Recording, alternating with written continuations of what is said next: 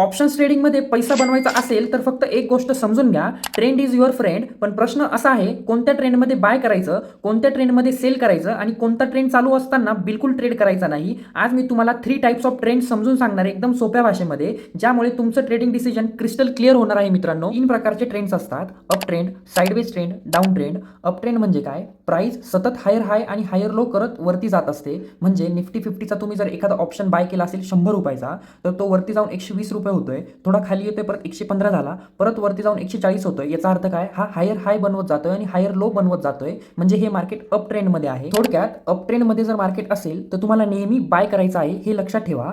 Second trend असतो down trend. Down trend मध्ये price सतत लोअर हाय आणि लोअर लो करत पुढे जाते. म्हणजे तुम्ही जर निफ्टी 50चा किंवा बँक निफ्टीचा एखादा ऑप्शन सेल केला असेल, तो 200 रुपयावरून 180 वर येतो, पुन्हा तो 150 वर जातो, पुन्हा तो 120 वर येतो. म्हणजे काय होतंय? खाली जातोय तो सतत. अशा कंडिशन मध्ये तुम्हाला इथे नेहमी सेल करायचा आहे आणि इंट्राडे मध्ये शॉर्ट सेलिंग सुद्धा करू शकता आहात. ह्या फेज मध्ये खूप लोक चीप वाटते आहे प्राइस म्हणून खरेदी करतात, म्हणजे बाय करतात, पण त्यांना खूप मोठा तोटा होतो. Third and most important trend म्हणजे साइडवेज. तर हा ट्रेंड तुम्ही ओळखला मित्रांनो, तर तुमचं नुकसान खूप कमी होणार आहे. याचा अर्थ काय असतो? मार्केट सतत रेजिस्टन्स आणि सपोर्ट बनवत असतो. म्हणजे तुम्ही एखादा ऑप्शन बाय किंवा सेल केला आहे 95 रुपीजवर किंवा 100 रुपीजवर, तर तो 105 वर जातोय, पुन्हा 95 वर येतोय, 108 वर जातोय. याचा अर्थ काय? तो सारखा सारखा रेजिस्टन्स बनवतोय आणि एक सपोर्ट झोन बनवतोय. एका सिमिलर रेंजमध्ये ते मार्केट फिरतंय. याचा अर्थ असतो साइडवेज मार्केट. इथे तुम्हाला वेट करायचं असतं, ट्रेड करायचा नसतो. यावेळेस पेशन्स ठेवणं हेच एक स्मार्ट ट्रेडरचं लक्षण असतं. तर लक्षात घ्या, मार्केट अप ट्रेंडमध्ये असेल तर बाय करायचंय,